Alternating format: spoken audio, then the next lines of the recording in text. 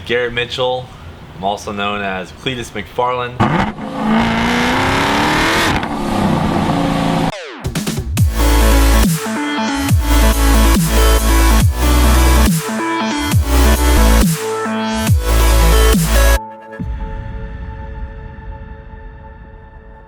I live here in beautiful Tampa, Florida. I was born and raised in Omaha, Nebraska. I go to school down here. I'm in law school at Stetson University. I'm a graduate from the University of Tampa. I make automotive videos for a living and work for one of the largest streetcar media production companies in the world.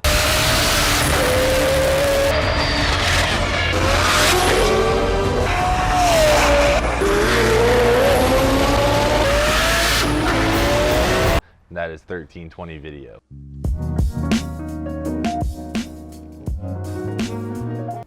So my passion for cars probably started with just being around like motorsports, like dirt bikes and four-wheelers and things like that. My dad kind of got my brother and I involved in that when, I think I was 4 when I rode my first four-wheeler. So just being around engines and stuff like that, it immediately corresponds to cars. And then I later, grew up into wanting bigger, faster, better toys. And, obviously jumping from motorsports to cars is like the thing, jumping from dirt bikes and four-wheelers to a cool car is like go hand in hand. So I always dreamed of owning something fast and really cool. And, once I started working and it paid off, I was able to land myself in a pretty old girl.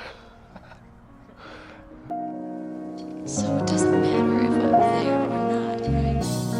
You were just afraid they'd abandon you.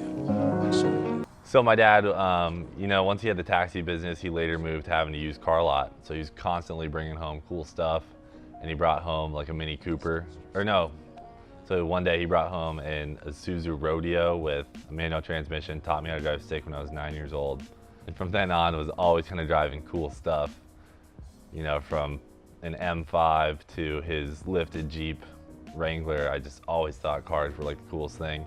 And my dad, always had him around, so it just was constantly motivation for me to, work myself into something like that.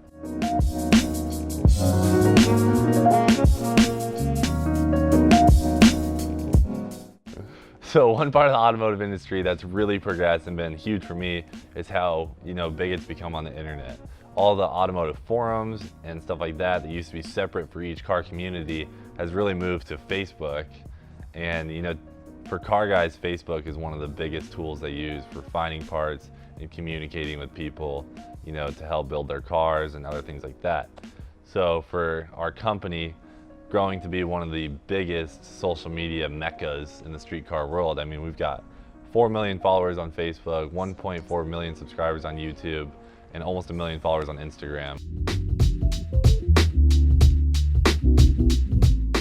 Okay, so when I was 15 years old, I was driving down the street and pulled up to a stoplight. Guy kind of offered to race me, and raced him in my F-150. Got to the next stoplight. He's like, "Man, that truck's really cool."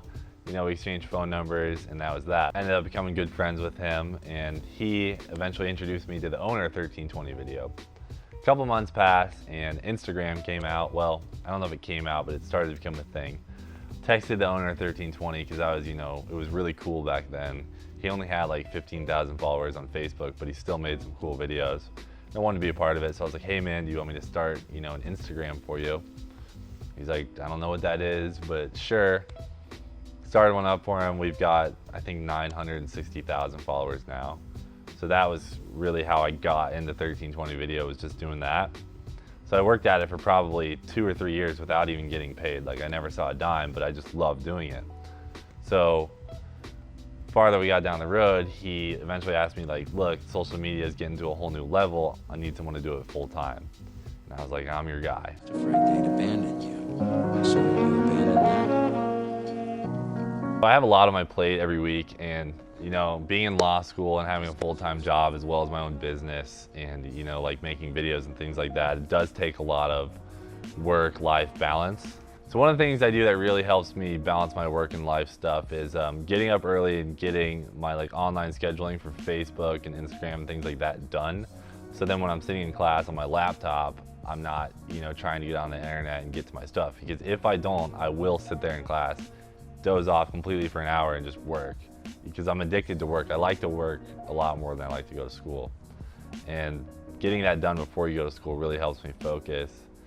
But it's like waking up early and working until you go to school, and then doing your school until you're completely done with your school stuff for the day is like super important, because switching back and forth between school and work stuff is super inefficient, because you start something and it takes you a couple minutes to get into the process of it in that think tank, and then you stop it and move on to the next thing. It's like, just switching back and forth wastes a lot of time. So I try and finish one thing, then move to the next. And having a checklist can be extremely helpful with that too.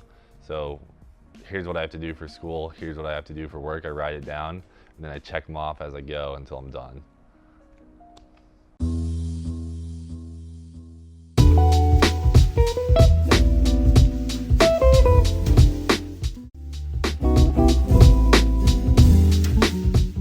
So I'd say for anyone, whether or not you're a car guy or just, in any industry that you have a passion in, the one thing you have to do is find what you're good at, find what you like, and then take any opportunity given to you in that field. Like, for example, when I saw the opportunity for Instagram and 1320 video to collide, that's a car thing with a social media thing.